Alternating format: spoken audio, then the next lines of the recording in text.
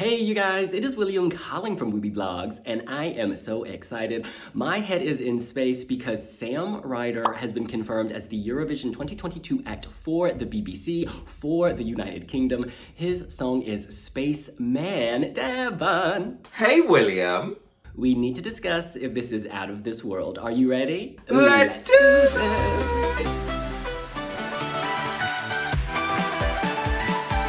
Alright, forgive me if I am more quiet than usual. I am still in Morocco, in Marrakesh, in Riyadh, and the other guests, they hate me because the walls are very thin and we are very loud. Now, just so you know, Sam Ryder has been in the music industry for quite some time, since like 2009, but he really came to public attention in 2020 during lockdown. He was serving it and slaying it on TikTok, and he had several songs go viral. I'm reading on Wiwibloggs that he covered acts like Sia, Adele, The Weeknd, and he's got followers including Alicia Keys, Justin Bieber, and 12 million followers on the platform, so he's a big deal. Before you hit slay, didn't Wiwibloggs predict Sam Ryder? The writing was on the wall. We're combing through all that tap music roster, trying to find out who's in it, who's gonna do it. We love him. And it was like, when he was announced and Scott Mills picked him as Tune of the Week, we were like, what's going on? But it's been so difficult the last couple of days not to even listen to songs, you know? So here's the genuine first reaction. I'm just gonna plug in. William, when you're ready to hit slay, I'm down. All right, hitting play. Back to Sunday, Larry's Play. Hey, Larry. Oh, It's fantastic to be here. this is very Jimmy Fallon moment. Very Eithor Ingi, Iceland. Very Jesus Christ. Very Gandalf. If I was an astronaut, I'd be floating in midair. Okay, that's a voice. Broken heart would just belong to someone His face is so sweet and tender. I would be the center Those apple cheeks. of the universe, but Changing pace. Oh my Yes. god. crashing down to earth. This is a voice. If I was an astronaut, I'd So far, have you I'm Oh my digging God. this. go around the world and keep on coming back to Ah, that wind This is machine. so sweet, I have goosebumps. Blow, baby, blow. shoulders with the stars, but I'm only human and I'm drifting in the dark. Literal goosebumps on my body. Shoot for the stars, man. This is so beautiful. And also really easy for him. He's just hitting this like it's nothing. Exhausted nurse, timely with COVID.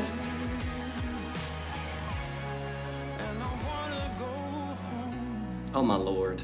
Oh, this is Yellow going and hard. blue balloons, maybe Ukraine? He's got such great charisma. This really draws you in, and it keeps you. Oh, There's that grit. pipes. Balancing the For sweetness weeks, with some babe. grit. Oh my god. I wish I had a lighter.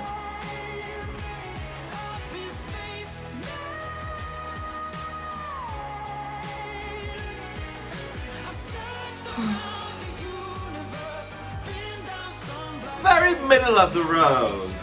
But so well done. This is so lovely. This is quality. It feels so British, Oh. so Elton John. That wind machine is relentless. I also got like a David Bowie vibe.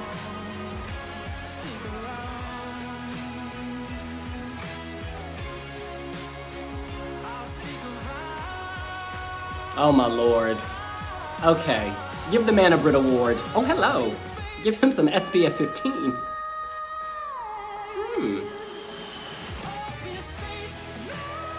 Yes, boom.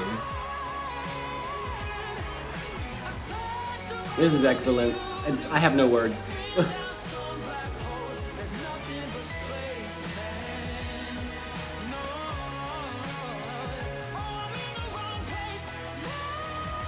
He can do soulful and boom, boom. Oh, hello.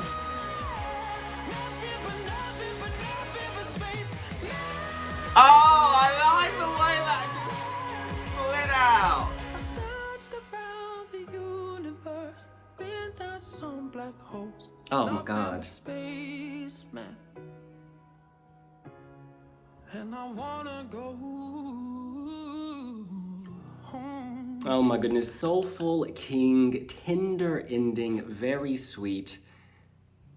Yeah, the host is like, what? Take Me Via Memphis. That was a crisp a cappella finish. Oh, let me tell you something. When you want to shoot for the stars, the only way is Essex. Literally. Sam Ryder. Oh, congrats.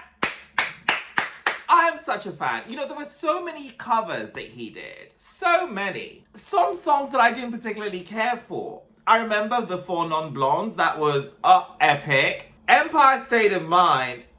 Alicia Keys, you need to turn up and send him a thank you card because Rihanna's Stay. What else did he do? Oh, virtually everything sung by Adele. The Weeknd. Sam Ryder can sing it all, and he puts his personality and his own inflection on songs. He is super, super talented. Yes! The whole world doesn't know him, no doubt about that. But guess what? Engelbert Humperdinck, who sold 101 million records, where did that get us? Or Her Royal Highness, the Princess of the Principality of Wales, Bonnie Tyler, who was total eclipsing of her heart all the way to Malmo in 2013. How did that finish? You know, sometimes I think we need to tap into what is currently trending, what is currently new generation, and my man is ruling on TikTok with beautiful blonde hair and a very luscious facial hair. I nearly called him a bear, but we already got that from Switzerland. Okay, can I just say I am so impressed with that. I think that is absolutely excellent. And I'm not just judging this as a UK entry. I'm not just saying, oh, this is better than past UK entries. I'm saying this is an excellent song for Eurovision, full stop. There's a real tenderness here. There's a nostalgic vibe. There's a warmth. There's a longing. There are a lot of emotions going on, is what I'm trying to say. I've just pulled up the lyrics, and let's quickly look at these. I'm up in spaceman, up in spaceman. I've searched around the universe, been down some black holes. There's nothing but spaceman, and I want to go home. If I was an astronaut, I'd speak to satellites. My navigation systems would search for other life, but I'd be up here thinking about what I'd left behind, because I'm only human with the real world on my mind. This is actually very deep. You could read this on the literal level. You've got these crazy multi-billionaire millionaires like Jeff Bezos and Elon Musk trying to launch people into space, you know, sending people with way too much money to go orbit the Earth. But when they get there, okay, it's nice. You're like, wow, but you just want to go home. And I think that's the bigger issue. This is like the existential issue. Like, what are you going to do up there? If you're searching for joy and happiness somewhere else, you're not necessarily going to find it. I think we waste a lot of time looking for the next big thing, you know, that thrill, ooh, this, that. And really, you've already got it at home, whether that's planet Earth or your physical, literal home. So I think you could read this message as kind of like, stop searching in distant places for the things you need because you already have them. I like it. And I really, really like him. I think the biggest selling point for me here is Sam. I think Sam is really relatable. And I think that this is a song that really taps into... It's a big song, isn't it? It's a big moment song. And whilst I haven't fully deciphered the lyrics, and whilst it may not even be my favorite Spaceman title song, I mean, shout out to Babylon Zoo! Does anybody remember that Spaceman? Love it. I like this as well. I really, really do. Definitely the best thing United Kingdom has, the best song United Kingdom has put up since Lucy Jones. Yeah, it's kind of up there. This is decent, and I think that this will generate... I'm not saying it's going to win the Eurovision Song Contest, you know, just keeping it real. However, I do think that this song, if the UK was not an automatic qualifier, would earn its spot in the grand final. So I think this is a song that Brits can get behind and be proud of. This is decent. This is, it's so memorable. Under the space, man, under the space, man. I remember it. I've just heard it once, 3 minutes. Actually, this was slightly longer, so it'll need to be modified for Eurovision. For me, one of the most important aspects of this is that the song grips you instantly. He pulls you in because you hear this distinct kind of unique timbre of voice and you're like, ooh. And then he keeps building and progressing. You're like, ooh, ooh. And it keeps you there. And then the bridge, you have a sort of, not a punch to the gut, but you've got that roughage. You've got that sandpaper. You need that little bit of grit to keep this interesting, because if it's all one texture, it'd get really boring, right? It'd be way too vanilla. But he's throwing in some sprinkles. He's throwing in some candy cane, some candy cone, whatever it is you put in your ice cream sundae. He's giving us all the calories. Does this deserve a top 10 placement? Absolutely. Does this deserve a top 5 placement with epic staging? Absolutely. Is this the winner of the Eurovision Song Contest 2022? This remains to be seen. What I can say is at this point, studio version, this is definitely one of the best studio cuts we have. It's one of the most radio-friendly songs. And I think for the UK in particular, this is like the best package we have at this point since Jade Ewan way back when, 2009? And I'd say this song is far more radio-friendly than that, and that came top 5. Clearly, he has a lot of competition in a similar vein as well. It's very singer-songwriter feels, and it's a ballad, He's got competition. Poland, Switzerland. I mean, there's a lot of that this year. So was that a wise choice to go for that? But I think he sells it and he delivers it well. But you know what's even more amazing? Winning Eurovision isn't everything. My man needs to pick up endorsements from all the luxury men's care products for beard grooming and luscious shampoo ads and stuff.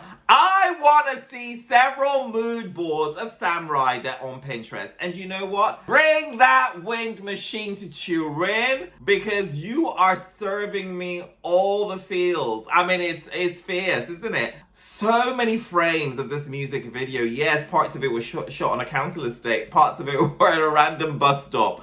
But when it was on that sofa and he was kind of spinning around with the wind machine, fashion moments, babe. Fashion moments! And I was digging it. I'm still digging it. And I cannot wait to see this at the Eurovision Grand Final. It's a deal. It's a deal.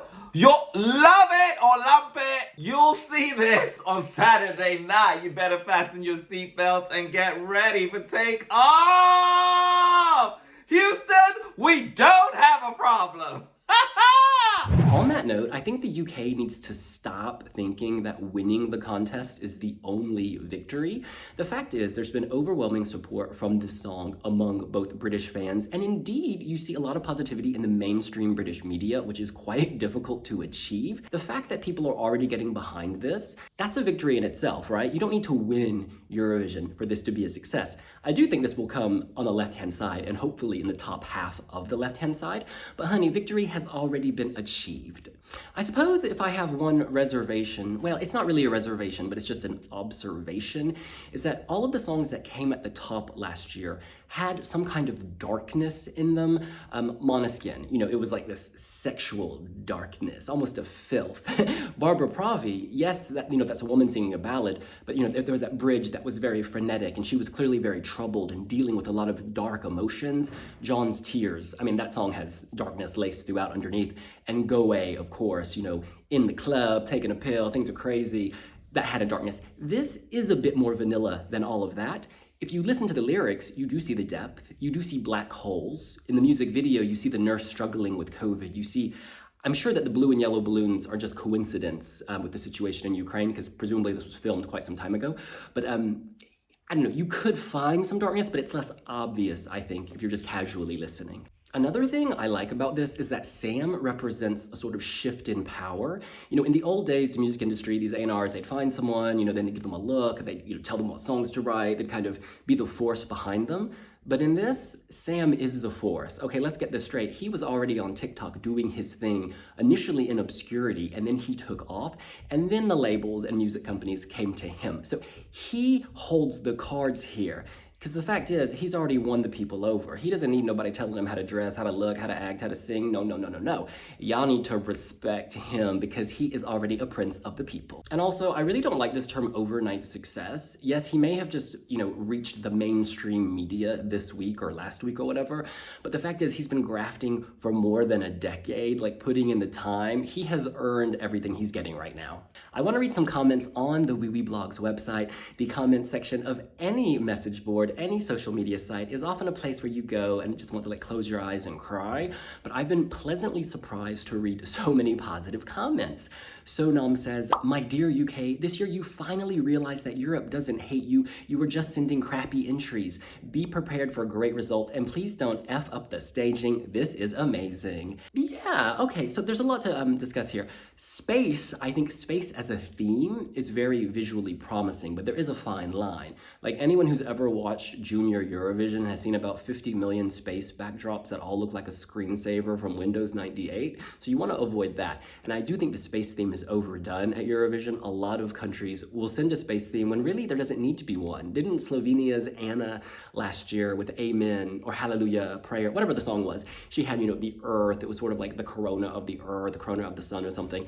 It is an overdone trope, so they'll want to take it in a new direction. Because, starry backgrounds do start to look generic. I think a few things they have going for them. One, the stage this year is themed around the sun, and there are those big arches to resemble the sun, so that could be something they could play with. But also, the floating chair in the music video, that's really, really beautiful. Maybe he can float through space on the chair. They can use some fancy graphics, fancy CGI, I don't know. But there's a lot to play with, is what I'm getting at. This is Lorena. I think the song is gorgeous, plus I think it sounds very British, sounding like the country you are representing is quite appreciated at ESC. I have listened to it this morning for the first time and I couldn't listen to it just once. Really beautiful. Amen, girl. This does sound very British. Brit pop, Brit award. There's something, I know, I'm from the United States, and when I hear this, I'm like, oh yeah, this is London calling. I'm getting David Bowie vibes. I'm getting Elton John vibes. And I'm also getting Sam Ryder vibes because his personality really cuts through. Also, can we just point out, he looks like so many greats. We mentioned them earlier. Gandalf, Jesus Christ, Aithoringi. Okay, this next comment comes from Hannah Khan. First time in a while, I'm not going to walk away in shame from the TV when we are on. Rooting for you, Sam. Really loving this song. Finally, something worthy of the final. Una says, UK 12 points, heart. Song sounds undeniably British. The narrative is nice and touching and inspiring. I shall root very hard for Sam Ryder because he represents the UK. I urge the BBC not to let Sam down and make their absolute and utmost best for an incredible stage performance. Ephraim writes, miles ahead of any of the UK's last 4 entries, hashtag I love Lucy, glad to see the BBC finally getting its act together.